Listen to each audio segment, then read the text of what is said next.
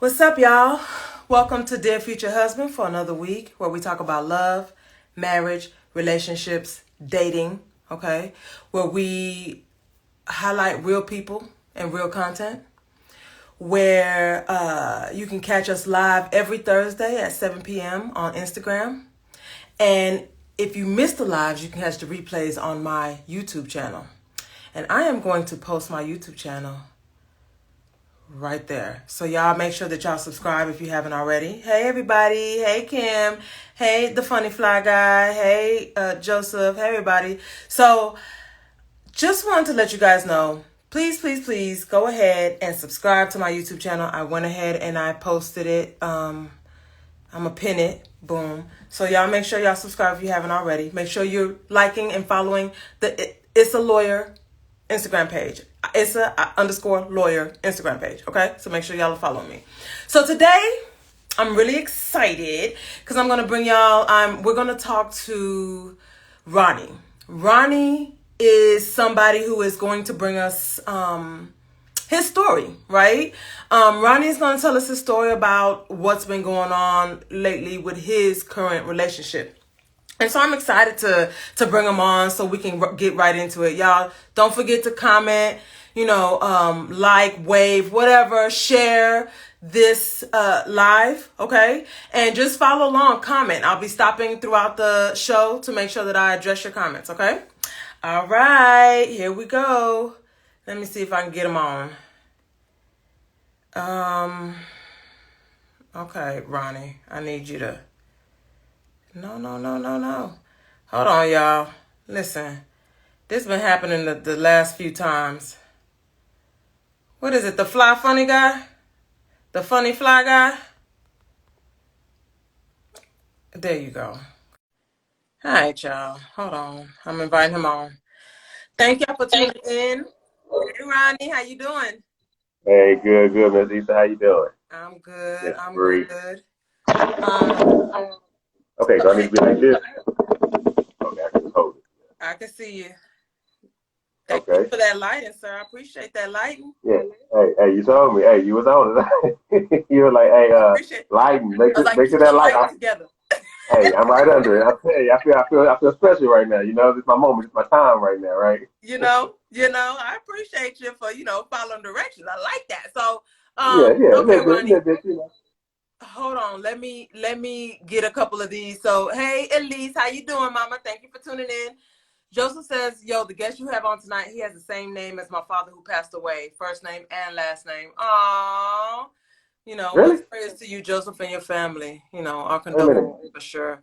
And Your long lost brother? Hold on, wait a minute. Uh, I got my daddy's name. That's why I say that. Hold on now. Wait a minute now. Look did at your you. dad just Making pass connections. away? Oh, not just passed away. No, he passed away '09. So. Okay. Okay. Well, y'all might not be brothers. Y'all might not. Okay, all right. Yeah. Okay. I got excited for a second, you know. Okay. All right. And Miss Sanford, hi Miss Sanford. Thank you. I appreciate you for tuning in. All right, y'all. So again, I've pinned my YouTube. So make sure y'all are subscribing to that, okay? And helping me get my subscribers up. But Ronnie, let's talk about your Yeah, horror story, sir. We are so close. Halloween is Monday, right? And so when I yeah. initially reached out to you and we spoke about you being on the show, I didn't know. I had no clue how everything was just going to align, good or bad, right? Everything was just going to align for this show. So you have a lot to talk about. And I don't want to waste any more time. I want to get right into it. So I told you I was going to jump right in. So Ronnie, go on and start off. Tell us a little bit about what you've been going through. What's your horror dating story? Oh man, it's one of the things that make you wonder. You know, is marriage really is it really it? You know, Yeah. mine is Go oh ahead. go ahead. Sorry. No, it's just mine is more so you know when the love fades and when you're time to part ways and just how bad that part can go. I mean, I know it's a lot of maybe mama drama and ex-wife drama and Yeah. stuff, but I don't. The stuff I'm going through, I don't think it's going. Y'all gonna see it in the movie one day. Mark my words. It's gonna be on TV someday. Like, you Yeah. can't write this stuff. Right, right. But you heard it here first. So Yeah, it broke here first on Dear Future Husband. yeah. So, well, let me, before we get into it, has this, and then we'll circle back to it, but has this experience that you're going to tell everybody about, has it made you give up on love completely and give up on marriage?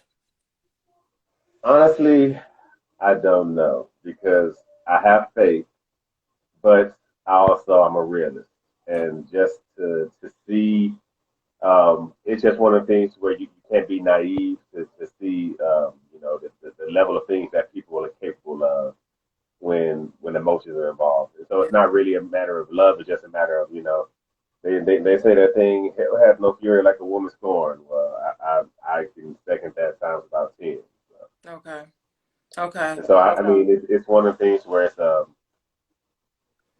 it would take it. I've learned so much about myself, and I'm very self-aware, and I overanalyze a lot of stuff, and Yeah. so I think I'm kind of it makes me aware of the type of woman, the mindset of a woman that I would need to deal with, and quite honestly, just the difficult type of guy that I am. Very transparent, very honest, very straightforward, very matter of fact and direct. Um, I think I am hard for. I've come to realize I'm difficult for a lot of women to deal with, and ultimately feelings get hurt in the end. I'm called an asshole and a jerk, and just not the softest guy. So it's I don't know because Okay.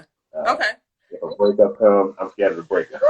I'm not scared of a relationship. I'm Yeah. just scared of the ending of it. So. Yeah. Yeah. Well, no, thank you for being transparent, and that's real. And at least you know where you're at. So thank you for being Yeah. transparent. Tell us what's going on. What is going on? Let's start with what's going on right now, and then we'll double back and go all the way back to the beginning. So now I'm in the middle of it is insanity. I'm currently in the middle of a custody battle with an ex-wife who was arrested with her new boyfriend for breaking into my house that she had to move out of. Decided she wanted back, so she broke in, changed the locks, waited overnight for me with her boyfriend with a gun to confront me the next day. So I showed up, go to my front door, realized the locks had changed. I'm like, what the hell? So I go to the back door, realize, which is this back door, notice the locks have changed. So I go back to my truck, get a hammer, come back, and start banging the back door lock off. And all of a sudden, somebody shows up inside this curtain right here. Come on, come here if you want to. I was like, what? Who said that? The hell you did? My boyfriend. And I was like, what the fuck you doing in my house? Right. Sorry, excuse the language. I'm No, just, no, I'm you're just, good. it's You're still good. paper there. Then I'm looking again, and he's like, yeah, come on, break in the house you go to. And I'm like, what the? Have you lost your mind? What the hell are you doing in my house? So hold And on, hold so, on. So um, hold on. So where are you coming from at this point? Had you been at work or something, and you're coming home? Like, what's going so I'm in on the that middle they of had moving. time to do all So, this? so my ex was living in this house up until August the 1st. She moved Okay. out August the 1st. I moved in. I've been moving in over the course of the month. So this is now August 26th. I'm here. I've spent a few nights here, but it's just by the grace of God. The night before, on the Thursday, I had my son, and I took him to football practice, and I had to go pick up some for some gym equipment. So my truck was giving me problems. So that's the only reason why I didn't make it back that night. So I slept in my old house Okay. because I'm still in the process of moving in. So I slept at the old house that night, Okay. dropped my son off at school, which is 2 blocks away from the house, came over here in the morning, and then discovered them waiting on me. So you're banging on because so they changed the lock so you can't get in the house. Okay. Yeah. Right. So they, And they so came you in, they decided. changed the lock. And then Right. so I tried to get a hammer. I wasn't sure if anybody was there. The first thing I noticed when I came was there was a cigarette butt on the table and a lighter and a chair. And I was like, I didn't leave that like that on the back porch. Yeah. So then I'm like, okay, I'm hoping nobody's in there, but I'm already calling the police anyway. Okay. So I take a hammer and bang it. So when he shows up, I'm like, oh, and I recognize him like, oh. And here's the thing. We have seen each other several times. And this dude don't do as much as look me in the face. I mean, I coach where he coached somebody at. And one day they were all talking. I walked up just try to join the conversation, just try to be cool with the guy. Mm-hmm. And then he walks up and he walks away. So he never says as much as a word to me. Now all of a sudden he's in my house and he's telling me, challenging me to come in here. Come on, come in here if you want to. So I'm like, trust me, I wanted to go in there. Ooh, Right. did I want? Did, but for whatever reason, just some some calm came over and they were like, it was someone just like, he got something. And I looked in his hand and I saw something, his hands were down. So I was just like, okay, he must have something. He must have a gun. He got something. I don't know. So I was like, Right. all right. So I was like, call the police. Like, hey, this dude is in my house. Tells me to come in. He ain't never been like this before. I need to send somebody out here. I don't know if he got a gun or what. And then they came out, helicopter dispatched all this stuff. Wow. And when the police came in, they're talking about what's going on. Next thing I know, I hear a female's voice. I'm like, is that a So this woman? whole time, you thought it was just him by himself. Exactly. Yeah, I thought it was just him. Then now I hear a female's voice, and then the police are coming. And here's the thing: Converse PD is very familiar with my address and with me because I've had to call the police on this woman over 10, 15 times for violating child custody, for like not keeping the kids and all that stuff. So they're very familiar with me. Like Okay. it's they have been called out to this address several times. So when they saw the address, the captain rushed over. The detective, everybody rushed over to see what's going on. And so she tried to show them an outdated court document from summer of last year Mm-hmm. saying this is my house because it was awarded here. Now they were well aware because the house was awarded to me 2 weeks prior. So they have the most recent court paperwork already because Oh. something else she did. Okay. It's so much. Okay, so the kids go with me for the whole month of July. We go back to Father's Day. Mm-hmm. Father's Day, my teenage daughters, they sided with her. Okay. So we have like 8 vehicles. So one of them is a minivan. So the judge orders that whoever has the 5 kids gets the minivan. Okay. That's the only one that can fit everybody. Throughout the course of the year, she says she don't want to give it to me. She has complicated stuff. No matter what happens, she just wants to fight. So on Father's Day, my oldest kids, they give attitude. They don't want to be there. So I'm like, look, y'all don't want to be here. That's fine. I'll take y'all home. I took them home around 5 or 6. I left the band with them.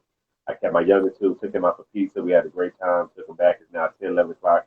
I dropped them off, and now I'm fighting since I'm trying to fly to town. So I leave my something for work in the car, and I'm like, hey, I left them in the van. I need y'all to open the door. My teenager's telling me, no, mom said we can't open the car for you. So I'm like, girl, you better stop playing. Open this car. Stop playing with me. No, mom said we can open the van. We can open it. So I said, call your mom and tell her I need some. I'm trying to go to the airport. They call her. I'm in office. He needs to wait till I get there. So I'm like, okay, stop. So then I get a coat hanger, and I'm trying to get into the car. So my teenage daughters call the police on me on Father's Day Oh. because I'm trying to get into the car. And so I tell them, okay, the police come out, they hear about what's going on, they get the keys, open the car, I get my badge, I go to work. Just that Okay. simple. After that 5 minutes. I tell them, y'all know y'all losing for the whole month next month. We're gonna deal with this next month. 'Cause y'all are old enough to know that y'all know right from wrong. Y'all listen to this woman, whatever. That's what we're gonna deal with it next month. So next month comes and now they're playing this whole, oh, we don't feel safe, we don't want to go with him, we don't feel safe, and they know they're gonna be in trouble. So the second comes, I let them say the first. The second comes, they decide they don't want to come with me, and she decides she's not going to give me the van, and then I can let go. And granted, we've gone to court several times. The judge clarified in January. Whoever time it is, the kids go with them. No questions asked, black and white. The kids go with it. If it's that time, they all got to go. Because in the Right. past, they didn't want to go. I would say, y'all don't got to go. That's fine. I ain't going to force y'all. But then her lawyer would come on in court and say, oh, he doesn't even take all his kids. He's figuring to it. He doesn't want all his kids. Then I'm like, all right, bet. Now y'all all got to come. Right. So I said, if y'all don't want to come, it's very simple. Tell your mom to text the dad that, and I would even tell her, tell him, let me know that you're in agreement that the kids don't come and your lawyer will use it against me in court. They don't got to go. She refused to do it. So your mom refused to text me, then y'all got to come. Right. That's simple. Have your mom text me, and I'm not going to have to use it again. So we go through all that. Judge, we go to court in January. Judge says everybody has to go, no questions asked. The van goes, all that stuff. Cleared it up. So that way in July, they don't want to go. She decides she's going to do the van. She's not going to make them go. She's not going to let them go. So it escalates. She basically, she's trying to let my daughter get in the van. I take the key out the ignition. My daughters get out. They're trying to fight me. So I take my belt off. Like, I'm 6'2", 240. Former football player, former wrestler. You are not going to take me. Like, what the hell is wrong with you? Thinking Right. that you're going to fight a dude, let alone a dude that's twice your size, let alone a dude that's a grown man, let alone a dude that's your dad. Like, Right. and my thing is, they're going to be choosing husbands in the next 5 years. They're going to be dating. They need to understand what's proper. So instead of hitting them, I take my belt off and I'm trying to discipline them. Like, I'm daddy, you don't do this. Mm. So it's this big old mess. Police come out, and so 3 weeks later, because since July is my month, I'm deciding, my lawyer tells me that, hey, you need to have a record where you tried to get him when she's anonymous. So I started texting her, hey, I'm going to get him, get the kids. So 3 weeks later, she realized what I was doing. She goes and files a family violence protective order against me for hitting my kids with a belt. Apparently, family law in Texas says you cannot use a belt on your kids or it's family violence. So my lawyer is like, oh, did you use a belt? Yeah. Oh, well, you don't want to go in front of a judge with that being the case. Just so we did a temporary restraining order. So she used that temporary restraining order to try to get me arrested a few different occasions. So I'm in my house on the 4th. Okay. And that was the purpose of that story. So I'm in there. She moves out on the 1st. I'm in there on the 4th. She pulls up, sees me there, and she calls the police and say, oh, he's violating the protective order. He's in his house. That's mine. So the protective order specifically says she has this house until August the 1st. But the cops don't see it in their system. So they come in. I'm in my house working on it. They pull me out in handcuffs, walk me out. She's filming it. And then I'm like, this is my house. And they said, the system just says this address. So they spend 2 hours in front of the house. They get to the bottom of it. They call the courthouse. They actually find the signed judge document, everything. They show that it's in parentheses, that this house until August the 1st.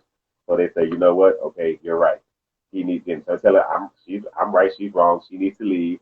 But they came in a police car, and then they walk into the house. I'm like, what are you doing? Don't let her take anything out of my house. This is my house. You just determined that.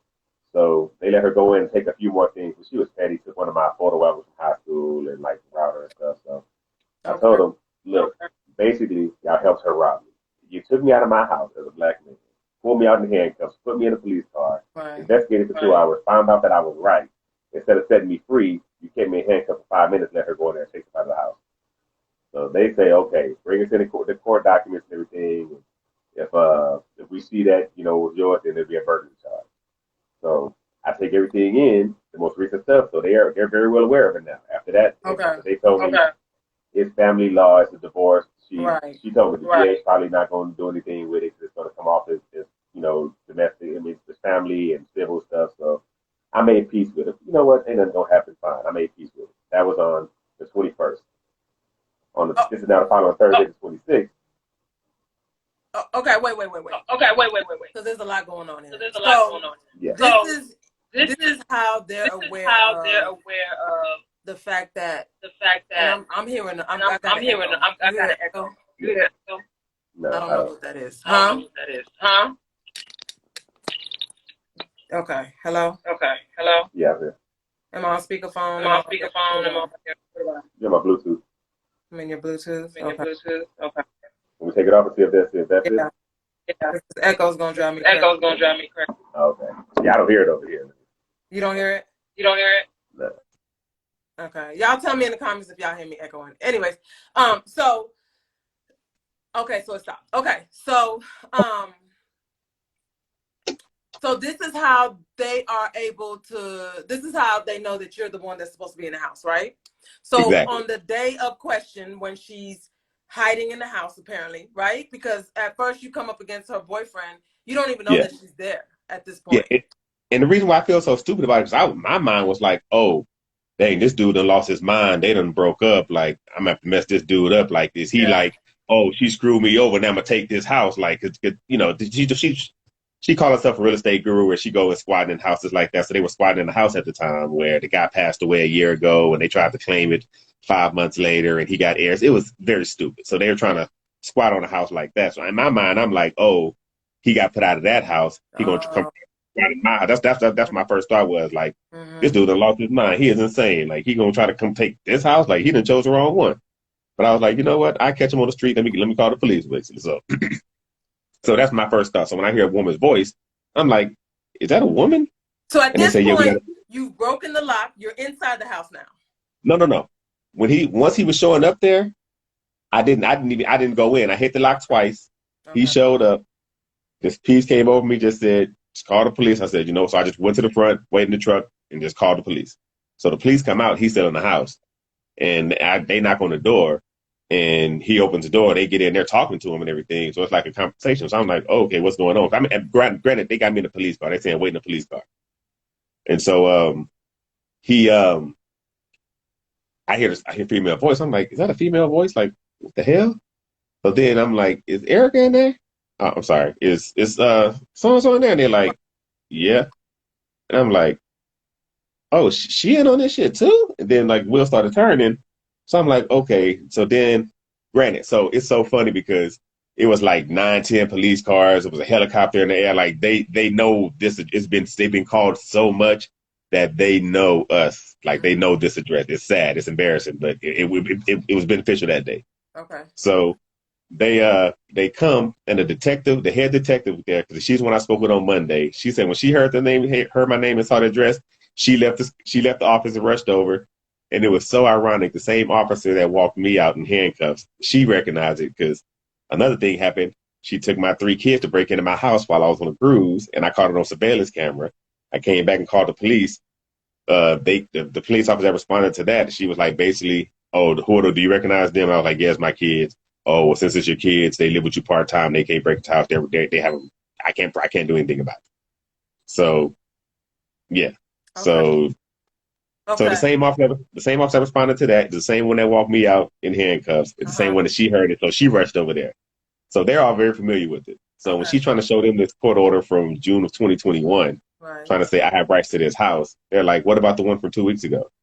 That part. And so, exactly. And so she's, of course, and she's very, I don't know if delusional, but even when we were together, my frustration with her is she has this, it's a blessing and a curse where she can make her reality whatever it is that she believes, whether it's real or not. Like we can have a conversation and she can have heard something or experienced something that she took it as. And I'm like, so I started recording our conversation. We would play it back and be like, no, that's not what was said. This is what was said. But she would operate as though that's really the reality. So she has this ability to whatever's her reality is really her reality. Manipulative. That's what it sounds like. Is that like it's manipulative? Yeah, I mean, but the thing is, she really believes, like even talking to her now, she really believes that for this house, she got paid her money, she got paid the money, she had an agreement, she texted the agreement, she moved out. She literally had a 3,000 square foot house full of stuff. She moved out, it's empty. On the 4th, when the cops had me in handcuffs, she told them, I'm done here. They verified she's not gonna come back anymore. And now on the 26th, she's really convinced herself that she's entitled to this house. And she really believes it. We were in court the other day, and she's really believing that this was her house and she had a right to be here that day. So let me ask you this, because you mentioned a gun. Who had a gun? So another thing I feel I had to move out of the house. I left it to them. I call myself, not in evil hate divorce mode, war mode. Yeah, so I'm like, okay, we had a few guns. I say, okay, the only one she know how to use is a revolver and a shotgun. So she still got my daughters, she still got my kids. So let me leave her with a gun so she can at least protect herself. And so I left her with one of my revolvers and with the shotgun. Mm-hmm. So the revolver is the one that the police, and I didn't even know, I didn't know that there was a gun here until the police, when they got arrested and walked out, and I went in, they were showing her stuff, and I saw the gun case, and I was like, oh, that's the gun case I left with her. And the officer was like, yeah, I already got the gun. I confiscated the gun already. So I was like, oh, so she had a gun. Okay. So in her head, she was going to do whatever she needed to do to protect this house from you. Is that because she felt like she was entitled to be in the house. So she was going to protect this house from you by changing the locks and having the gun and her boyfriend and all that. In her mind, she feels that she was entitled to come into the house, change the locks, and take it and demand that she take it back from me. And in her mind, the gun was here for her protection. She was not planning to hurt me. It was here for her protection because there's a protective order against me and she's afraid of it. Okay. So did she get arrested or not that night? Yeah. Okay. Yes, she got arrested. They both got arrested. That's what I was going to ask. Did the boyfriend get arrested? Okay. Yes, first degree felony, burglary of a habitat with intent to commit a felony. Yeah, it's a big deal. Yeah. Okay, so that's still ongoing, I'm assuming, because it's gonna take a while to get in front of that judge for that criminal charge, right? Yeah. So that's still ongoing. Not to mention, are you guys done with the divorce proceedings, or are you still in the middle of the divorce proceedings? So we have final divorce proceedings scheduled for October the 10th. Oh. After this happens, I go and file for custody of my youngest two, because my oldest three, I'm done with them. So I volunteered to terminate my rights. I'm just I'm trying to be at this point, trying to be at peace. So no matter what I do, she tries to fight me. So, and the interesting thing to me is on the 11th, we had an agreement in place for the final divorce because it was supposed to be a hearing for the protective order. Mm-hmm. And so we went in, my lawyer was like, hey, we can get everything finalized today. We got our property worked out on August the 1st. Mm-hmm. On August the 11th, we all this needs to work out is the kids. So I'm like, okay, I'll terminate my rights.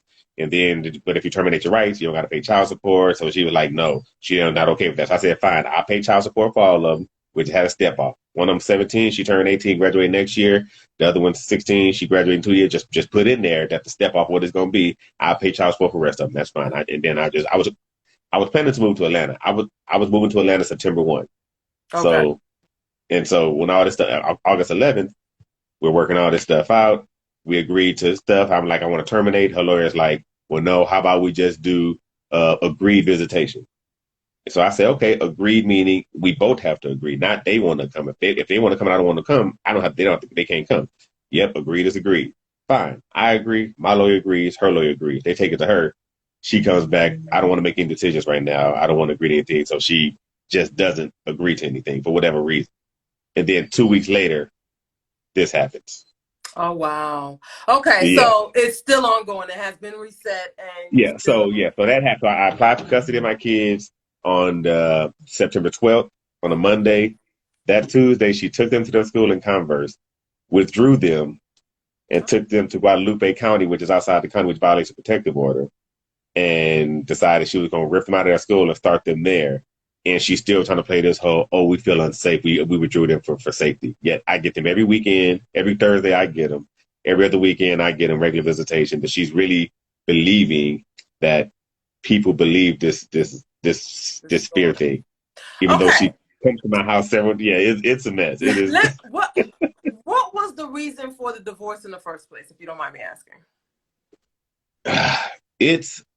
It was honestly, it was a long time coming. We should have never really been married. Okay. Honestly, I was weak.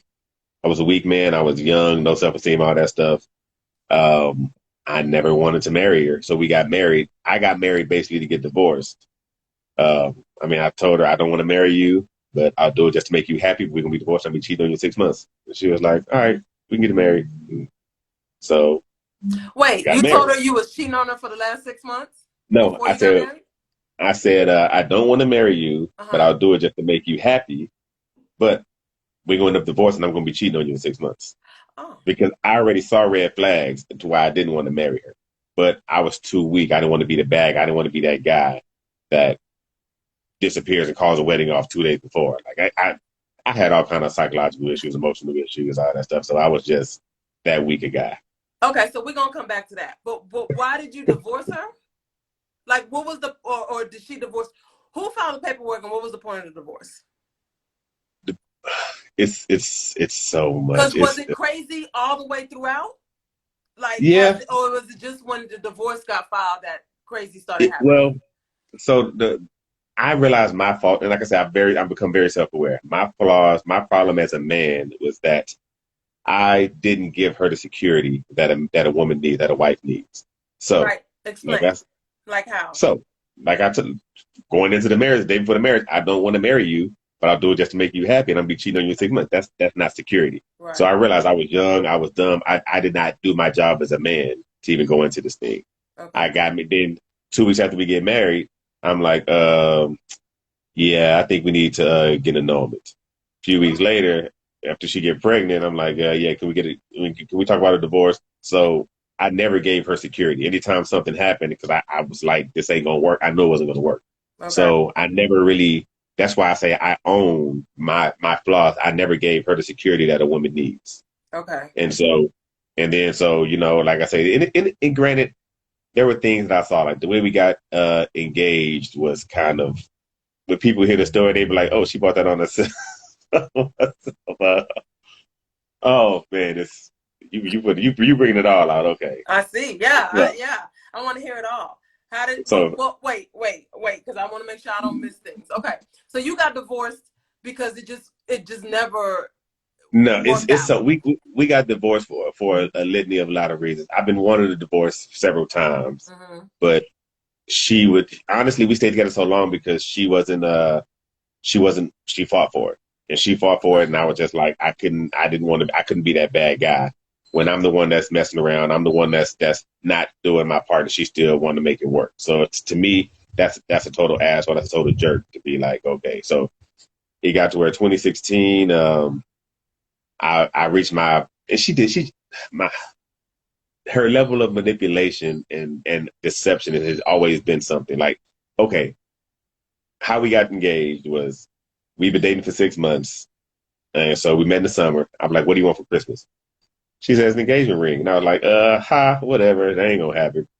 And she was like, well, I got everything. I'm good. And I mean, if you don't want to give me that, don't give me nothing because I mean, that's all I want. So she says, just because people get engaged, mean they got to get married. People get engaged, stay engaged for 10 years. So I was like, oh, okay. I guess she's right. I guess she got a point. I mean, she's a good chick. I mean, yeah, I guess we can, it's cool. So a few days later, and I once again my own psychological issues, and I coined myself with the youngest child syndrome. Where most youngest children, we're natural appeasers. We're natural pleasers because we're the youngest. We're the one who is used to doing for all of our other siblings. We're told we're made to do everything. We don't get to make many decisions. We're used to being told what to do, and we're used to accommodating others. Okay. And so that kind of was what drove my inability to make my own decisions, stand up for myself. So, okay. And so I get her the ring. I don't even ask her to marry me. It's kind of like she's at the flea market on Eisenhower having some meltdown because she was like 20 with a curfew. It was bad. It was like 21 with like a 10 o'clock curfew with her parents still making her go out of town. So she went and had to go break her stuff down. So I was at work. I delivered pizza. So I rushed over there, loaded up her stuff, and then I was like, "You're such a spoiled brat," and just gave her the ring and left. Okay. I didn't ask. I just gave her the ring. I get off work, and I'm getting calls. Oh, congratulations! Oh, you engaged? Oh, and I was like, "Oh, what?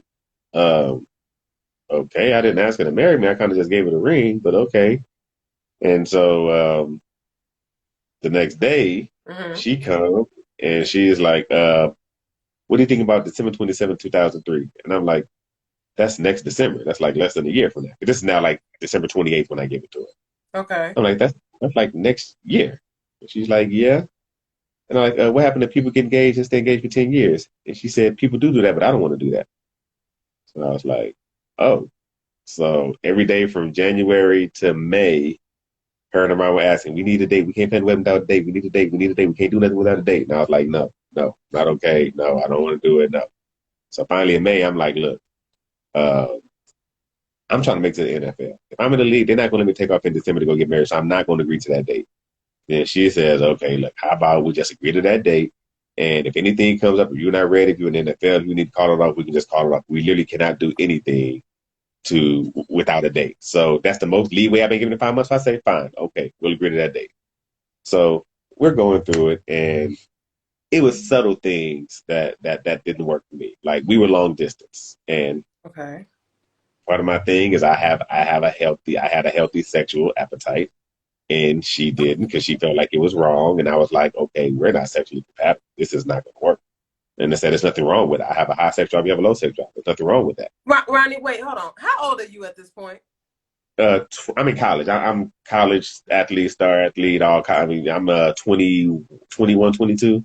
Okay, so you were pretty young at this point. Yeah, when you're asking her, or not even asking her, but throwing a ring at her and yeah, and whatnot. And then I'm assuming you was messing around. I'm assuming that's where this is going. You were messing around when you guys were engaged, and also when you were married. Is that fair? Yeah. So I mean, I honestly, I tried to be good, but I had my own issues. Like there's a whole nother talk on how I think so many men just due by society have sexual unhealthiness, sexual addiction, some kind of like we are. Yeah, I talk to so many men about it, and I'm open about my story. So I share my struggle. I have a men's group where it's called IY. It is what it is, men helping men, and we just come together and we just get real because we can come together and smoke, we can come together and drink, we can come together and do all this dirt, go to strip club. We better come together and help each other heal and just have brothers to bounce stuff off of. So okay. So that so so what I'm hearing, just taking, from what I'm hearing is that there was a lot of, I mean, it was unhealthy from jump. It was unhealthy from the Yeah, beginning. You yeah, felt like you were cornered into something that you didn't want to do. You weren't giving her, what she needed as a woman yeah, to be secure in a relationship. yeah, I'm assuming she had her flaws too. And so there was just a lot that was happening. And then y'all were young, right? She was in her 20s as yeah, well. Okay. yeah, yeah. So you guys were super young, but you made it last for how long? Like, how long would you say y'all were married before? 18. Well, we probably it's been what three and with 19. It was just 19 years now. So it started about we've been going through this about 2.5, 3 years now. So about Okay. 2020. So I Okay. say 17, 16, 17 years. Okay. But yeah. But like I say, the reason why it lasted so long, and that's kind of why I hate. I'm not gonna say I hate, but I have a really strong opinion about church and churchiness and religion. Okay. Like I'm all Okay. for God. Me and God is like this. Hmm. He didn't walk me through some things. I told you check the pen on my page. Like me and God, we are here. But religion, church, I don't know. I don't Okay. know because that's kind of what kept this so long. So I went to my pastor and I explained the story to him. And I was like, I hate coming home. I don't want to be with this woman. Okay. And so what he told me is he said, are you prepared to go before God and say you've done everything you can to make your marriage work? And in all honesty, I couldn't because I didn't give her security. I didn't do the things I was doing to the husband. I was Hmm.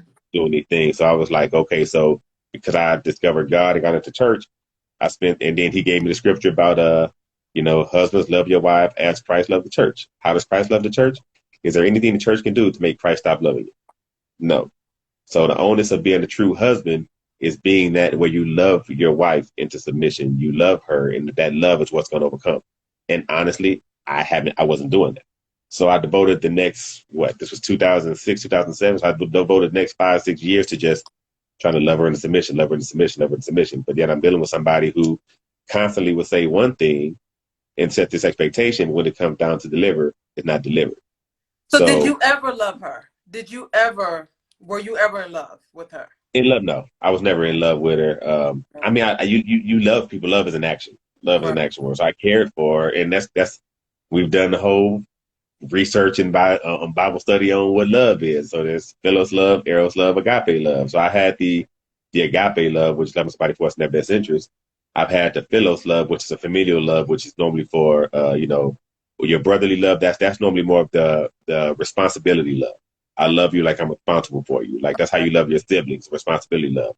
You Okay. love your neighbors as an agape love. I'm going to love you for what's in your best interest. If I Okay. see a kid playing in the street, I'm going to get the kid off the street because that's agape love. But the eros love is romantic love, and that's the one that I've never had for her. I was never allowed to get there. Why I were was you not never allowed to get there? because I think what the mistake that a lot of women make when it comes to dating is um, marriage and in love has to be a guy. It has to be something that we naturally come to on our own. Okay. And a lot of women they call it dating with a purpose, but that's something that they want. Mm. And I tell a lot of women, the moment you bring that to a guy, the topic of marriage and what the plans on where we're headed to, you rob him of the ability to reach that point that we need to reach on our own to truly value and cherish you the way that we should when we want to spend the rest of our life with you. So it doesn't happen off the top for some men. Is that what you're saying? Like, it doesn't, like, you meet a woman and it's like, oh, this is her. It's Well, not like that. everybody's different, but from majority of men, and I guess it depends. Like, I mean, there are so many different personality types, so many love styles, so many different experiences. Like, we're taking classes now to where there's temperaments involved. There's just personality. There are so many different things. So it's not going to be the same for every guy. But I'm thinking the reality. I think what is consistent is whether it's when he first sees her or whether it's after 3 months, whether it's after 5 years. It has to be something a man comes to on his own, to Okay. where he said, "This is the one I want to be with." And you feel like the pressure women bring, or they pressure the men when they're saying, "Hey, I'm dating intentionally. Yeah, exactly. where are we going with this?" But then how long is it that you're supposed to be dating before it needs to be moving towards something? And so that once again, that's I think with that the challenge that the challenge with dating nowadays, because it's one of those things to where um, people date, but they aren't willing to like they aren't willing to specify the difference between dating and marriage life. Mm-hmm.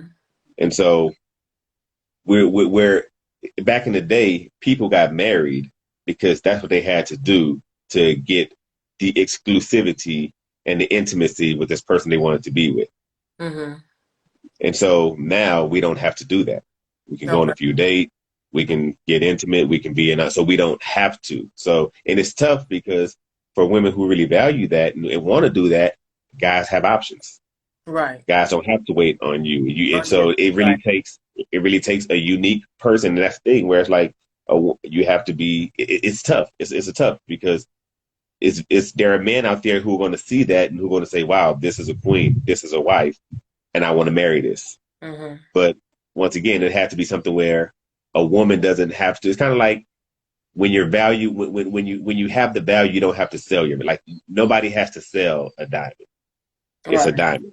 Right. Nobody has to sell a high value car. The name, well, that's what sells it. So you don't have to have the conversation with a guy. All you have to do is just, date, do you, let him see your value, and then eventually he's going to recognize there's something about this chick.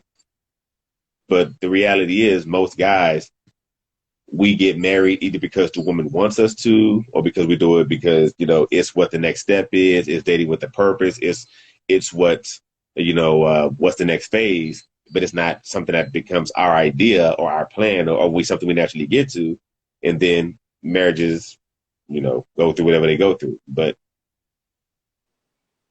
in my opinion, when a guy reaches that point on his own, that's when you got him. That's when he's in love with you. That's when he's going to value you. That's when you're his queen. That's when he's going to do whatever it takes. Now, I'm not saying that it's not going to be like that the other way, but I'm saying, but when that happens, when a guy comes out on his own, when you got him. When you got them. Okay. Okay. I can respect that. Now, Ronnie, let me go through some of these comments just really quickly because we've been having a really good conversation. Yeah. We're ignoring these comments.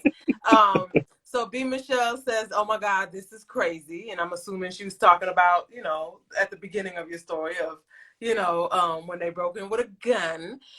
Joseph says horror movie for real. Wow. Yes, that's a lot, Joseph. B Michelle says, how you trying to make it work with someone who don't want you? Do you think she ever realized that you didn't love her?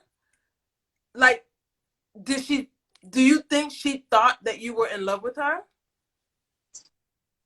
I don't know, because like I say, part of the blame that I take is because that's what I tell her.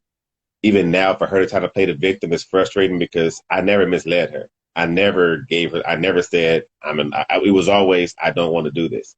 And she'll even tell you that. I've threatened to leave her out over the course of the years. So I think it's just that she grew up from a family of people. Her grandparents been married 50 years. Her parents been married, 30, 40 years. All of her aunts and stuff, they all been married forever. So divorces, you just make it work. They're from Alabama. That's just what they know. Okay. And so when I'm talking about, I don't want to do this, I don't want to get divorced. I mean, I want to get divorced. It was just like, no, she wasn't. It just wasn't a reality or a possibility in her mind. Yeah. Mm-hmm. And so I think she just ignored all of these things. And once again, I'm no saint. I'm not innocent, the victim. Like I said, I was a young man. I was out there doing me, and because I was justified in my mind. I let her know, hey, this is what I'm doing. I don't want to be here. You want to keep me here? Fine. And like I said, then it got to the point to where, like I said, I was ready to go, and I finally got there on my own. Because like I said, she would do stuff like once she went and like bought a, she came to me like, hey, and that's why I said, so when I say level of deception, that's what I'm talking about. She would say, talk to me about stuff. We would say, this is what we're going to do. And then she'll find a way to do whatever she wants to do behind my back. And then not tell me about it, but I found out about it on my own. So she came to me once, she was like, she want to buy a house in Alabama. And I was like, okay, we're struggling too much. We got enough on our plate right now. You're struggling with the household, you're struggling with this. Like, that'll always be there. We don't need to do that right now. She says, oh, okay. So then she tells me her mom buys a house in Alabama from the taxes or whatever. And it was cheap, like $300, something like that. And I'm like, oh, okay, cool. Then she tells me, she's all sad because it was gutted on the inside. It wasn't a good house or whatever. So fast forward 6 months, she's going to Alabama, and I'm a flight attendant now, so I'm actually out flying around the world. And, I'm on the phone with her, and she walked into a house, and she's like, "Oh, it's nice, and it's got an attic." And I hear the kids in the background. I'm like, "Oh, where you at?" She's like, "Oh, I'm at my mom's house." I'm like, "The mom's house? I thought you said it was gutted and it was all messed up and bad." And she was like, "Oh no, it worked out because the guy redeemed it, so she actually made money on this. Is another house she got." And just knowing her, I was like, "Is this one of them times where is both of y'all house, but you're just telling me it's her house?" And then she was like, "I mean, she asked me to go in on it with her, so I mean," so I was like, "So it's both of y'all's house?" And she was like, "I mean, she asked me to go in on it," so I was like, "You know what? I'm done." And so, like I said, this is just constantly the thing where she says, "I never told you I wasn't going to buy a house. You said you weren't interested," and I said, "Okay." And so that's the level of like the stuff that I dealt with. And so at that point, I was like, I'm done. I was ready to move out. I was separated. It was 2016. I was like, look, I don't want to do this anymore. I met somebody else. I emotionally attached from her. Because that's what I needed. That was a push I needed to be like, okay, now I'm out of here.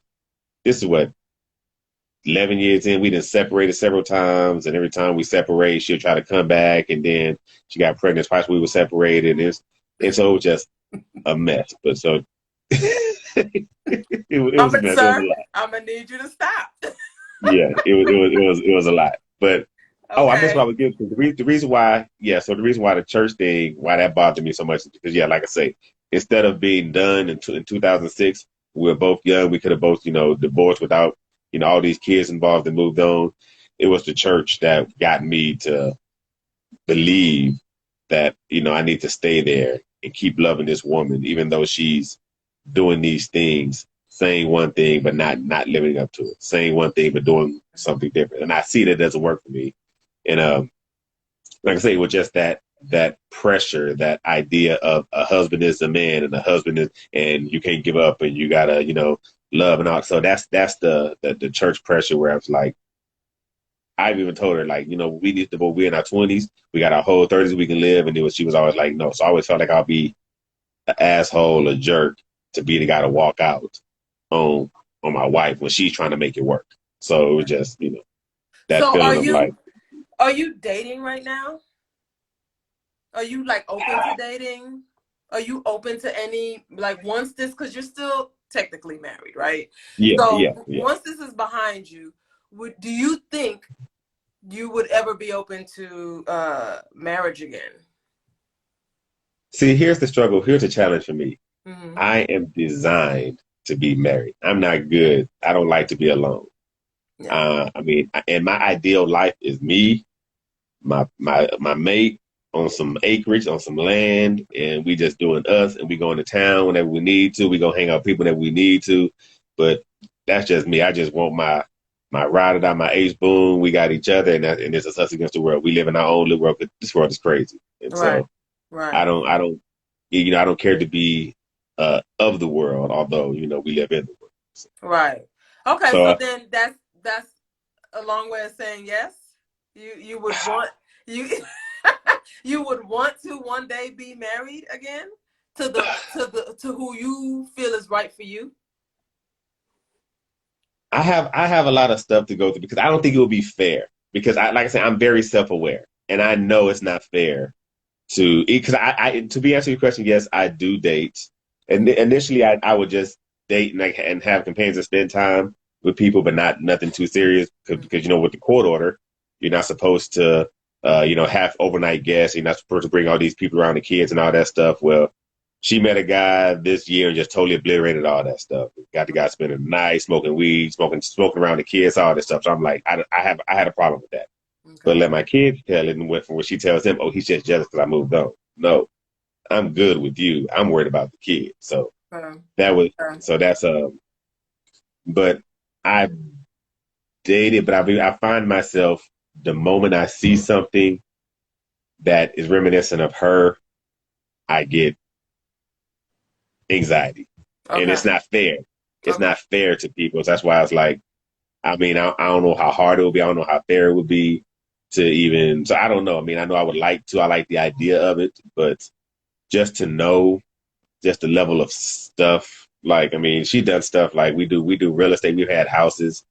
I'm trying to sell a house because we need money to come in. And she's having control issues because that's a whole nother thing. I had to take her out. You have stories for days. Okay, but let me I ask had you to, I had, yeah, I had to remove her from the business because once again, so she would go buy, we do real estate. She would go buy a house behind my back. She would, one day she tried to have a meeting to bring in her family and her friends into the business and give them our business model while I'm out of town. And she was trying to have a secret meeting behind my back. But she had one of my friends there as well who was like, I don't know, I don't feel right about this. So she called me like, hey, you know about this meeting? I was like, no. So when she was confronted about it, she was like, I don't need to tell him talking about no meeting. I was just trying to just get information and he complicates everything. He has all these questions and I'm like, okay, did you share it? Like we have leads. We have leads where we get real estate. Did you share this with them? No, I didn't share nothing with them, but she had shared it with her brother and stuff. So I'm like, okay, you're not looking out for your own house. You're trying to worry about everybody else instead of taking care of this. So I was like, okay, you need to move out of that. So I moved her from the business. She walked away from it. And then, so because she walked away from it, she was fine being away from it. But when the divorce started, she would try to get back in. Okay. And I was like, no, because once again, I'm selling a house. And she decides because she gets mad, she wants to try to change the password and lock me out of our email account. And I'm like, what are you doing? You're messing with our money now. Right. So then she said, oh, I'm sorry. I thought you took something from me, but you didn't. So here's a new password to the email. So I'm like, if you think it's okay to lock me out when I'm the managing member of this company, when I'm running the business, I'm doing the day-to-day operation, you think because you get upset, you can lock me out of the email. You don't need you until you understand you can't do that. I took access from you. Okay. And so she didn't like that, of course, and it's been a fight for that. So I had a house I was selling because, going through divorce, it's expensive. Right. I had a buyer at $190,000. It was a house that I tried to get in 2016. By the way, I'm a real estate guru. I know my real estate. So I won a house free and clear from a bank. I won another house, of course. So one of the houses I won, it took 5 years to get the lady out. I finally get her out. She was behind in tax, and now the tax balance is like $113,000. Mm-hmm. So we need to sell it, but we got to pay the taxes off. Mm-hmm. I get it. And so the county tells me we're not going to hold the latest foreclosure anymore. You need to pay it off or sell it. So I said, I got a contract. We're going to close April the 30th. So they set the sale date for May the 4th. So I have a contract for $190,000. The house isn't almost. It was worth like $300,000. So somebody's getting a deal at $190,000. Okay. On April 22nd, she goes and files an affidavit to cloud title on all of the properties, saying no property can be sold without notifying me, without making me aware of it. So the buyer sees that 3 days before closing, and title company saying it's title issue, so they walk away from the deal. The house ends up foreclosing for $140,000 when I had a buyer for $190,000. Remember we owed $113,000. So I'm just like, what the hell are you doing? So it's just so it's just things like that to know that, like I say, I don't know. Well, let me ask you this. Let's jump to your dating life whenever you do date, right? Do you tell the women all of this? Like, this is what I'm in the middle of. I'm dealing with foolish. Do you tell them? I'm because I don't believe in wasting people's time. I'm very transparent. I'm very blunt. I have an online thing where I put on there, I'm just looking for companionship because hell, it's lonely. Like, I went from a house full of 5 kids, which I got 4 daughters. My son was last, so I'll tell you, I'm not a quitter. Okay, I got my boy. But congratulations. But yeah, hey, I got him. He was amazing too. but I don't want to waste time. But I went from all this chaos, all this noise all the time, to now I'm in my own house by myself, just silent and alone. Okay. So yeah, I put, like I said, I like to date, and I'm like, dating it should just be a date. It's just time spent with another person. It doesn't need to be all this extra that we put on it. Right. And so, I'm very transparent.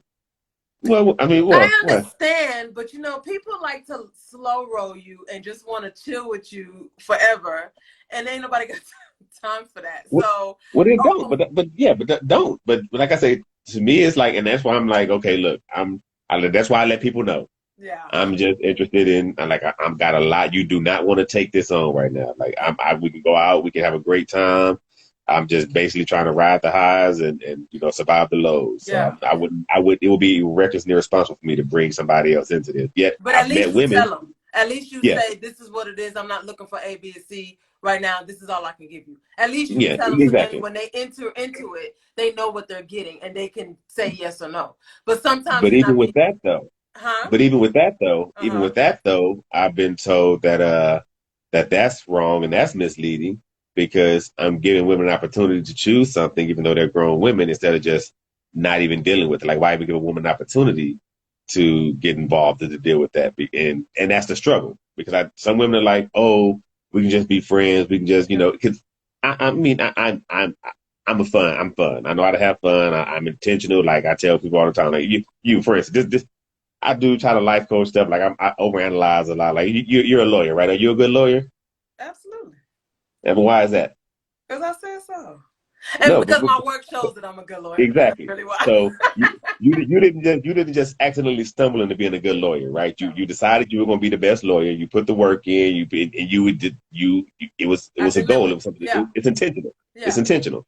And so same thing I tell people about. The quality of person you want to be. It's intentional. You don't happen into being a decent person. It's intentional. It's intentional to say, okay, I'm going to be honest. I'm going to be transparent. I'm going to accept the fact that this person may not like me, but I'd rather them walk away or choose to deal with me in my mess versus Right. lie to them to get what I want out of them. So I'm very self aware. I'm very honest. I'm very transparent. So women find that appealing. I get that. Right. Yeah. But I don't know why anybody would say that that's misleading in and of itself because you're being truthful. Where I feel like you should be giving women the options, right? Some may stay and some may go, right? But at Yeah, least you've been. but the reality is, it's kind of like telling somebody, um, being a lawyer is hard, and then, but they're not going to understand how hard it is because there's no way for them to understand until they get into it. And then when Right. they get into it, they're like, wait a minute, I didn't know it was this hard, Right. but you were honest with them, and so it's kind of like I know what it is, and so is it really fair for me to even allow somebody to choose? And that's the struggle that I deal with. It's like I think it I is. date, but I keep people at a distance just because it's like, I don't want to be responsible for yet another person being hurt. Well, I think the way you minimize that is by doing what you said that you were going to do, which is be truthful. Me personally, right? So I'm talking about women at this age. I'm in my Yeah. 40s, right? So I'm talking Uh-huh. about women at this age with careers and kids, give, if they have kids or not, whatever the case may be. We're talking about women at this age. We done been Uh-huh. through, you know, a few of y'all at this point to know what it is that we want or we don't want, right? Exactly. And Yeah. so I feel like, now you find a woman that wants to be in a relationship. Like for me, I want to be in a relationship. I'm Mm-hmm. looking for a husband. So Yeah. for me, it probably wouldn't work, right? But Mm-hmm. if you find another woman that she's just kind of looking just to kind of chill out too and just ride the wave, then I feel Mm-hmm. like it would work with her, But here's the thing, and this is where accountability on me comes in. Is once again, I'm a realist, and I understand. I'm a firm believer that we are created to naturally respond to certain things. Right. And so a woman can say logically whatever it is that she wants, but she's designed by God to respond to certain things. Okay. So you have a guy, and that's why the struggle I deal with, even with my guys who hold me accountable. My brother's one of them is, why you even dating? I'm like, because it's hard. But they say, and this is it's humble. This is it's humble, but okay. Some women find you attractive. You're charming. You know how to make people laugh. You have you're articulate. You're intellectual. You have all of your hard work, and you have all of these things that women desire and are going to respond to. Mm-hmm. So for me to go out there and say I'm going to give you all of this, but say okay, we're not going to catch feelings. Don't catch feelings. It's kind of irresponsible. That's their things because although a woman can say that, is she being honest with herself? Can a woman really receive those things and not catch feelings and not get emotionally attached? And if she does, ultimately, am I being irresponsible? Am I being careless with her because she said something that I've come to learn is just not the case? So just short answer is Yes, a woman can kick it with you and hang out with you and not catch feelings just like a man can, right? Um, but I don't know. I think it's got to be a certain way though. I think you can't get in once again. You can't get into the intimate stuff, the intimacy, the long conversations, the caring. And that's what I'm telling you. And that's the guy that I am. I genuinely care. I genuinely want to know. Oh, what's going on in your Right. world? What's going on in your Yeah, life? yeah, And so it's like when you're getting those things, when you're getting this guy who's checking all these boxes yeah. that you didn't even realize you wanted to be checked because you have adapted to life. Screw these men, the dating pool is whatever. Then this guy comes along and y'all agree, have this agreement, and that's typically what I did. When we have this agreement, and because emotions get involved, they either call it off, and now I'm sitting here like, damn, this was cool, this was nice. Now I got to start from scratch, or they're wanting more, and then I'm like the asshole because I don't want more than what I said to that. So it's kind of Yeah, like, yeah. yeah. Okay. So Well, I can see it yeah, from your point of view, but I think as adults, which we should all be, right? If you yeah, tell somebody something and they agree with, now I granted, a lot of women come in thinking that they can change your mind and they're gonna make you love her, exactly, and it's things of that nature, that too. right? Yeah, But when I'm going into certain situations like that, me personally, right? Me yeah, personally going into certain situations like that, I know off the top what I'm looking for, and I know what I want, and I know why I'm out here dating, right? And it is to hmm ultimately marry. Um, and so it wouldn't be, if you were to tell me that, I would be like, oh, okay, well, we're not on the same page. You know, like yeah, this is what exactly. I And I want, get this that. is what you I want, get that we're a not on lot. the same page. Yeah, I get that a lot, and I'm like, high five, kudos. If you ever want to hang out, hit me yeah, up. Like, yeah, but once again, I get it. The woman like that on that, you're not gonna have any interest in that because you have a you want goal. more. You have a Yeah, yeah, exactly. yeah, And so yeah, I get that. I get those a lot, but the ones that my challenge is the ones that actually do decide to hang out, spend the time, whatever. I'm true to what I am, and I yeah. know that I'm not going to go get too emotionally Attached. whatever with you. Not right Exactly. now because you made that clear from the jump. PSA, Exactly. ladies, if the man is telling you that he doesn't want to be attached, you're not going to change his mind. Stop it. Be real So, with I what you mean, I want don't up know. front and go into it. You know what I'm saying? Maybe sometimes, maybe some of them they can. Maybe some guys can be changed, but I mean, I don't know. And it's yeah, so it's just it's. I haven't met one yet that can be. And then I'm also realizing like it's dating is different. Like I said, I've been out the game for so long, and it's different from dating like when I was out there married dating Yeah, just yeah, to entertain as pastime yeah. versus actually trying to find somebody. I'm like, man, it is crazy out here. Like women, it's But not the same. you're not finding somebody. You're not wanting to find somebody to be in a relationship with. You just want a pen pal and somebody to go to the movies with every now and again, right? Like you just want Well, no, a no. So companion. what I actually had, it was so funny. I actually had I'm a flight attendant. I work with other females all the time. So I have this conversation. And so kind of what I do is I bookmark. And there was one, she told me, she said, that's messed up. How you going to bookmark these? Because it's like, I meet somebody and I'm like, oh, she's interesting. I think that there's something that I would like to explore. So I'll bookmark it and say, okay. And then whenever I do find myself there, I'll be like, okay, I'll reach out and see at that time, be like, hey, how you doing? What's going on? And see if there's something that possible then. But I don't want to go through this whole notion of stringing people along. I have a couple of complicated situations already Right. uh, from that. So yeah, Okay. yeah, Okay. it's a bit. Jo- Joseph says honesty and accountability. Salute, my brother, that you're taking, accountability for your part and everything, and heal what needs to be revealed. One man and a girl says big ups for owning up to your faults. Some men don't want to be accountable.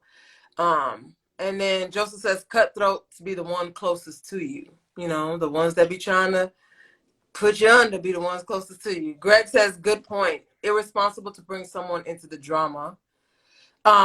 B Michelle says we don't listen. We sure don't, B Michelle. We don't listen. The man telling you he ain't looking for nothing serious and you still want to go in there and force him to be serious. And I guess that goes back to your point of allowing the man to fall in love, right? Versus Yeah, being exactly. forced in Yeah. love.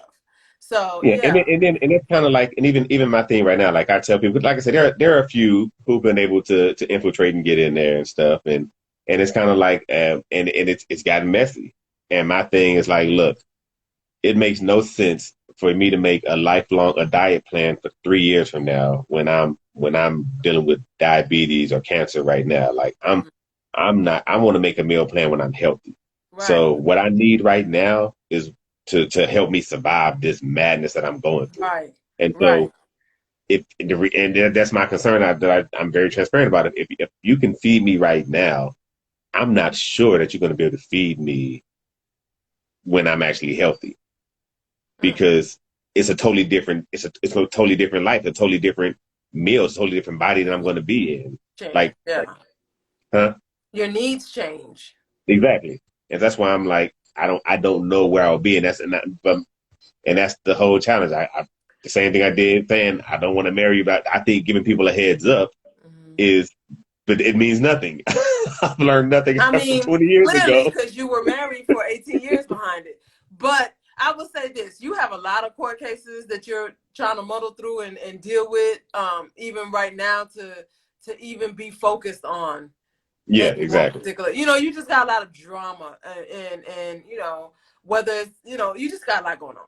And you got a lot of A court lot. cases you got to get through and get behind you so that you could be free and clear to even then maybe even possibly set your sights on whomever else, right? Yeah, yeah, yeah. I Okay. mean, now, like I said, I mean, in this, and that's the challenge because once again, at the end of the day, there is the human factor. And like I say, Right. I do like companionship. I Yeah. don't like randoms. I'm very particular. I'm very picky. And so that's why I say I bookmark because if a woman can get my attention, Mm. that's a rarity. That's why I'm like, okay. So then it's like, dang, she got my attention, but do I want to expose to this right now and just lose it? But Right. that's why I say I bookmark stuff because that's the challenge. So Okay. Well, I can see it yeah, from your point of view. And Ronnie, I really appreciate you for coming on here to even tell us this because I'm sure that, that took a lot to even tell us your story, and everything that you've been going through. And I know that's just a smidget of it. I know that's that's not not even even. the Yeah, full that's not extent even. of it. I know that there's more, but unfortunately, Yeah, time is yeah, not on our side. But I appreciate you for even taking the time to even share your story and be transparent, right? yeah, The fact that yeah, you were able to come on here and tell us the things that you did that were wrong, right? yeah. And tell us how you probably shouldn't even be married in the first place. Like that takes a lot. It takes a lot, and I appreciate you for sharing that with us. Is there anything that you got going on in your life, or any businesses or anything that you want to put out there and tell the people about? Um, honestly, I mean, I do. I mean, I'm actually. So you have inspired me. You showed me this platform. I've actually been trying to. I've been writing a book for like 5 years called "Wake Up, Okay. You're Waiting on You," Okay. helping us overcome these things that hold us back in life. And so that's why I'm like, I want us to be able to uncover these things. So look Yeah. out for that. Also, I'm starting a podcast for men, and it's just about this. I'm calling it IY. It is what it is. I The like male transparency, and I I want like to it. just like this get man on. Just to be transparent and just Yeah. be real and just Yeah. share and just like I say, have women have y'all chime in and so you started the movement because I've been meaning to get it, but I didn't know how to do it. So I'm gonna It set it is. up. I'm gonna It get it is. going just so we can. Yeah, Listen, and I feel like having a platform for men to be vocal and tell their side of the story yeah. and tell their truths and be transparent, Oh, and like that is everything because y'all don't talk a lot. So the fact that that you're even wanting to provide a platform for them, I'll tell you this: Dear Future Husband has turned into my audience is men.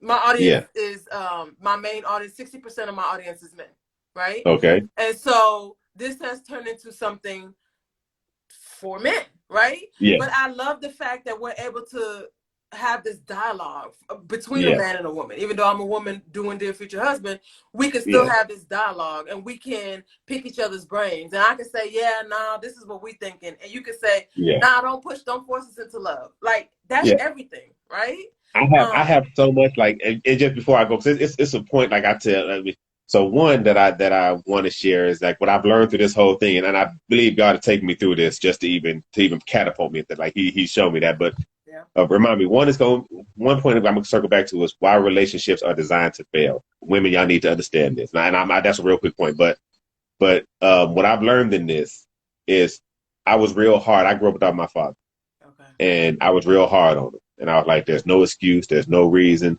But going through this and going through everything I'm going through with this woman who literally has used the kids to hurt me, Mm-hmm.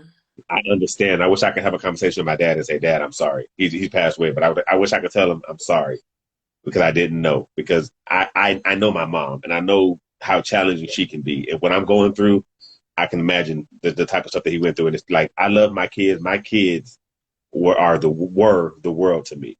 Mm-hmm. But and when I had to move out that first year, last year, I found myself depressed, Mm-hmm. sitting in a house in tears. I don't drink, I don't smoke, I don't do drugs, so I just had to deal with it. My drug was women, which that's another issue, the whole sex thing. So my drug was women, which I found myself not being able to really partake in because I can't use people and I'm going through divorce, all this stuff. So I'm literally just there alone. And so I really had to love my kids less in order to survive as a man. And that's just a reality that women don't realize that when that men have to make a choice in order for me to be productive. I was not being a man. I was not working. I was not doing anything productive. I would literally wake up, set my underwear, eat a bowl of cereal, sit in the house and just lay there in a funk. Not being what a man is. So I literally had to kill some of the love I had for my kids, worrying about how they're doing at school, worrying about how they're doing it. I could not allow myself to go there. So I had to detach from my kids in order for me to function as a man. Mm-hmm. Because granted, when this thing happened, I literally moved 5 minutes away. I Okay. said, I'm going to move 5 minutes away so I can pick the kids up from school, so I can help, so I can be there with them. And she intentionally would call her best friend and her mom to pick the kids up from 20, 30 minutes away instead of me, who's 5 minutes away. The kids want to come to me and she was like, no, you can't go to your dad. I don't want you around him. And so to intentionally hurt me. So in essence, I've had to adapt and love my kids less in order for me to function like I need to as a man. I will say this. I don't agree, which is, I did family law for a little time, and most of my clients were men that were, and I represented men against women that were abusing the situation. I don't Yeah, agree. I have never agreed. I will never agree with women using kids. You know what I'm saying, as a pawn. yeah, I will never agree with that. That is not cool, and that's not like you're hurting the kids more than you're hurting exactly. everybody else. And then you're creating, you know what I'm saying? Like they're gonna have issues later, and that's not cool. Like for anybody who's hearing this, that is not cool. You know what I'm saying? Yeah. And I stand on that. But so I hate So that that's and what happened. that's just something that I think a lot of women need to understand why that, and it's because men have to walk away in order to survive, and nobody wins. And I don't get it, but it's never something I thought that I would experience. But yet that's something that I had to go through. That I had to actually kill some of the love I had for my kids because it was killing me. Loving them so much was killing me. And so that's that. And then the one I want to end with, just back to the relationship stuff, is that relationships are designed to fail. We have to understand that. So all like ladies dating, trying to find, you have to understand that society designs relationships to fail from an early age up. Think about it, just from when you watch well, okay, look, if let's say a little 5, 10-year-old girl was to fall right over to the side of you, what's the typical response that she's going to get from everybody in the room? If she The typical fell, response. Yeah, if she was to fall down and she's crying, what's the typical response she's oh, going to get? everybody's gonna rush to her aid. And what they're going to coddle her? Oh, it's okay. And little boy, same age, when he falls, what's the response that he gets? Stop crying, stand up, dust it off. You'll be all So right. little girls from early age on are taught to experience pain and hurt, process it, deal with it, get over it, and move on from it. Little boys are taught to suppress it.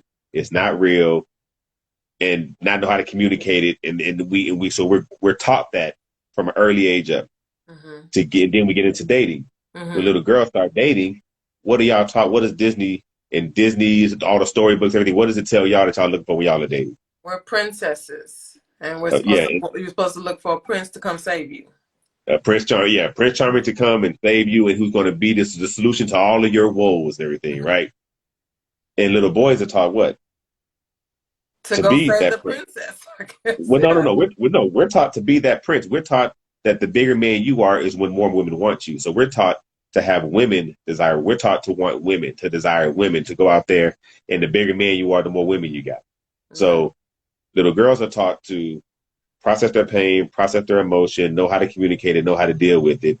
And then only have eyes for one man. And when you get that man, he's supposed to know how to improve your situation, be your prince charming, make you better. But little boys are taught to not know how to communicate, not know how to process pain, how to process emotions, and then to desire women, all women in general, all to get with one woman and live a total backwards life overnight. Know how to communicate, know how to deal with your pain, know how to deal with your emotions and deal with it, and know how to love, and only have eyes for this one woman. And that is what the cycle of dating in this in society is. Right? It is designed to fail. And so that's something I told my daughters. I was like, you have to realize if somebody has more experience in a certain area, who should be the one to take the reins and lead in it? The person that has more experience, right? So a lot of women, that's why I think God charged y'all to be the helpmate, because it is on you to help this man know how to communicate, to help this man know how to process his emotions and stuff, instead of expecting him to be that, instead of getting mad and frustrated and going off when it doesn't happen. You have to, it's that level of maturity to where you have to understand, okay, this is what he's going through this, he's doing this. And that's where you actually see a man. And that's the stuff that will make a man fall for you, when you can see his behaviors as a symptom versus this treatment that he's giving you. But then what about because some things are just innate. Some things I feel is just human decency, right? So we're not talking about verbal abuse, physical abuse. That's not what you're talking about, I'm going to assume, right? We're talking more of he shuts down when he gets mad instead of sitting down and talking about it, right? Yeah, in anything, it covers anything. Like I'm taking class in that parenting class and stuff, and what I realized is somebody said was very key is that behavior is directly tied to need. So, and then we got on Maslow's hierarchy of needs, where it's this pyramid. On the bottom it's a survival level, and then it's another level, and it's another level. And yeah, the reality it's physical abuse. None of that stuff is okay. Right. But even that, it's evidence of something lacking in that man. And my thing, even with that, is you've seen there were red flags that were present before it got to this point that a lot of women just either don't know how to recognize or ignore. But right, step but you're one not saying take the physical abuse and teach the man how to not put his hands on. That's what I'm saying. Like there's exceptions to the rule, right? And these are the exceptions. No, so what I'm saying is, if you understand what I'm saying, you're going to catch that behavior before it gets to that behavior. You're going to see the behaviors that lead up to that. Because step one is rarely physical abuse. Right. Step one is, anger issues or whatever, different things that guys do that ultimately lead to, certain comments, not showing you respect. Talking to you in a way that he's superior to you, and treating you like you're.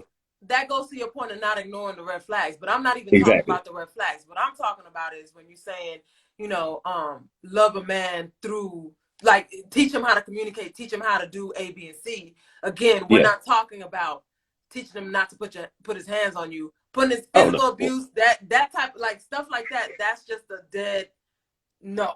Right? That's just exactly. So that we're clear what this message is.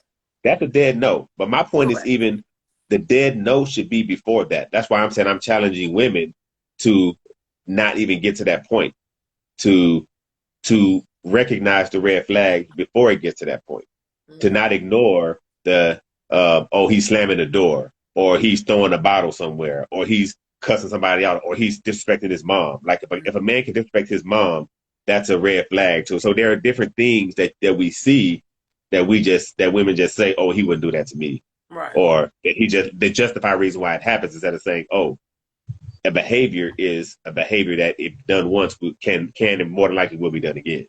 Yeah. Okay. Yeah. Okay. So that's my thing is catch it before, like be accountable, be responsible, be, in tune enough to don't wait until it gets to the abuse. Catch before it gets to the abuse. Like, the signs are there. Right. But yes, definitely abuse is a definite. get out of there. But by that time, if you're there Right. dealing with abuse, it's because you're already in too deep emotionally, in my Right. opinion, a lot of times.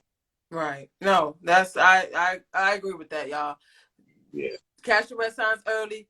Get out before it's too Yeah. late. You know, Y'all and are don't ignore beautiful. those red Y'all are flags. beautiful. The same way you got him, you can get another man. Okay, there's not a shortage. Well, I don't know. I ain't gonna say that. There's not a shortage. Say it. Say it. You know, Uh, listen. We're gonna encourage the people on tonight, okay? hey, hey, you see what I'm going through? I don't know. I'm like, but I don't know. She found somebody though. She found, and they seem happy. I mean, They they breaking happy into your together. house together, so if that ain't Hey, love, I don't know what is. there you go, right? But no, like I said, I appreciate you. You're coming out with a book at some point. I'm definitely gonna have to buy it when you do. You're gonna start a show now, you Yes. know, and I'm IY, IY. so It's I'll be IY. looking out for it. IIWI. It is what it is. Yeah. It is what it is. I'll be looking out for that. Anything else you want to tell the people about what you got going on, or is that about Uh, it? I mean, I think that's about it. Y'all are awesome. You blessed me. Thanks for having me on. I told you we were gonna get through it all. I told you it's a lot. It's a Yeah. lot.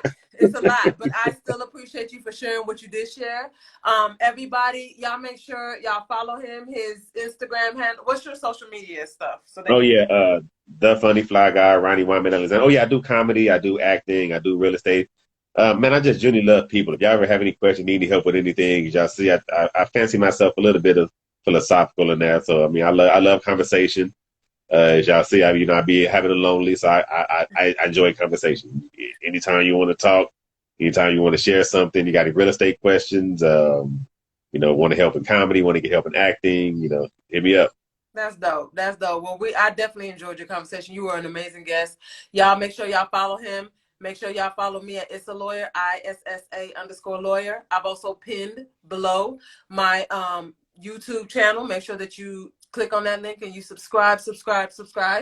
And then we'll catch y'all again next week, okay? Thank you again, Ronnie. I appreciate you. Bye, everybody.